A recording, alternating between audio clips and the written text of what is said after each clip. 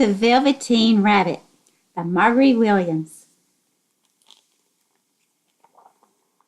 There was once a Velveteen Rabbit, and in the beginning he was really splendid. He was fat and bouncy as a rabbit could be. His coat was spotted brown and white. He had real thread whiskers, and his ears were lined with pink satin.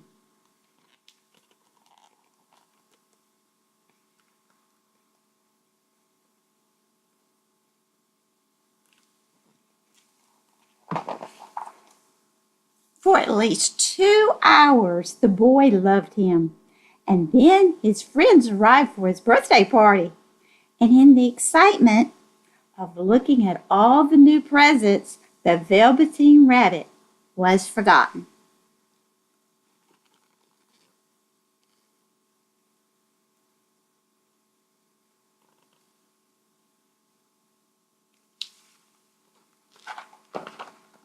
For a long time, the Velveteen Rabbit lived in the nursery cupboard, and no one thought of him very much.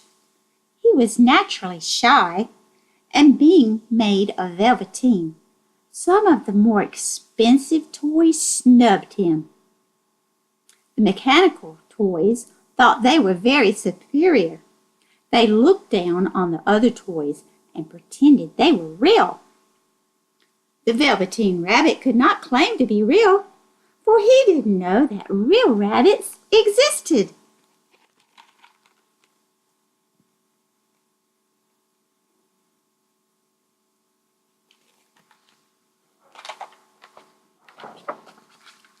"What is real?" asked the Velveteen Rabbit one day when he was lying beside Rocking Horse on the nursery floor. "Does it mean having things that buzz inside of you and a stick-out handle?" "Real isn't how you're made," said Rocking Horse. "It's a thing that happens to you. When a child loves you for so long, not just to play with, but really loves you, then you become real."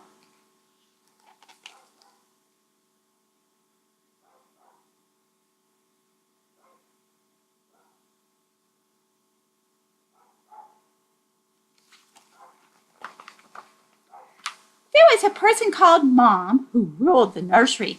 Sometimes she took notice of the playthings lying round about, and sometimes for no reason whatsoever, she went swooping like a great wind and hustled them away into cupboards. She called this tidying up, and the playthings all hated it, especially the metal ones. The Velveteen Rabbit didn't mind so much, for wherever he was thrown, he always landed softly.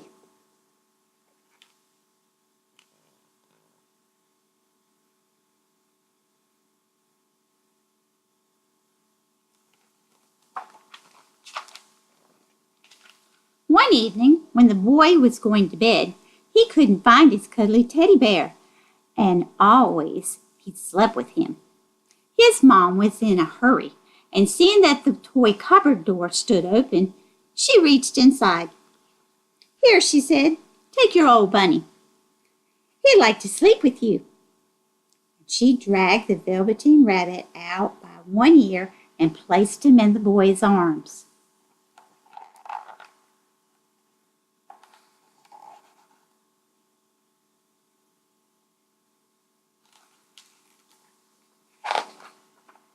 That night, and for many nights after, the Velveteen Rabbit slept in the boy's bed. At first he found it rather uncomfortable, for the boy hugged him very tight, and he rolled over on him. Sometimes he pushed him so far under the pillow that Velveteen Rabbit could hardly breathe.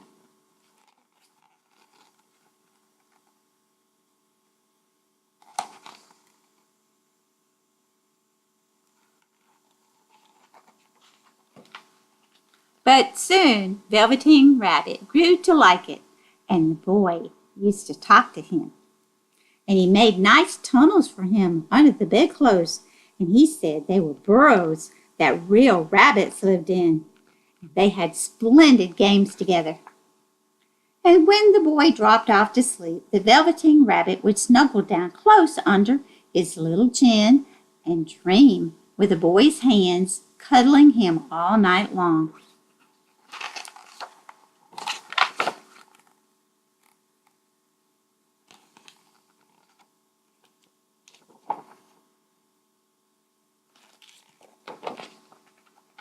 Soon spring came, and they began long days in the garden.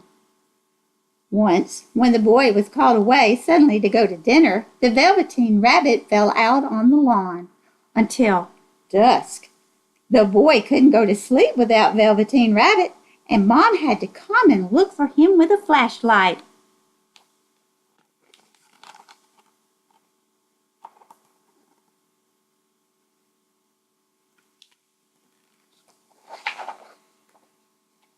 "You must have your old bunny," she said. "Fancy all that fuss for a toy." The boy sat up in his bed and he stretched out his hands. "You mustn't say that," said the boy. "He isn't a toy. He's real."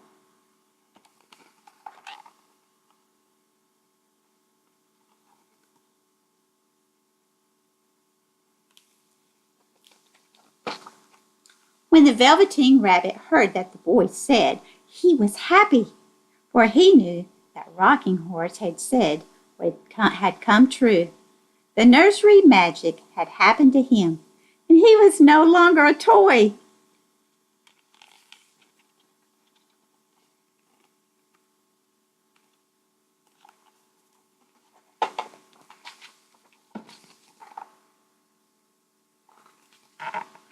He was real.